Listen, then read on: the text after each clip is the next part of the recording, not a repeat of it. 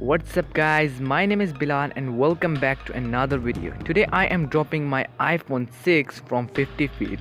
I am not sporting a lie, so my iPhone is not in good condition. The front screen is totally damaged, but it's still in working condition. So today's topic is what would be happen if we drop our iPhone 6 from 50 feet. So let's get the result by dropping iPhone, so let's get started. So I'm getting ready to drop it, let's start.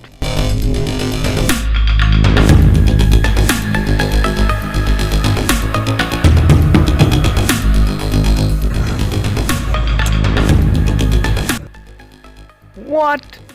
OMG, oh my god, I even don't have idea that it will broke.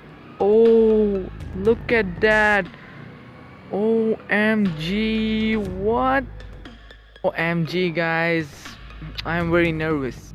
So guys, my iPhone is totally dead now. Can this video hit 30 likes and support me and share this video to others? As I said, I am new on YouTube, so support me by subscribing and see you in next video. Take care, bye.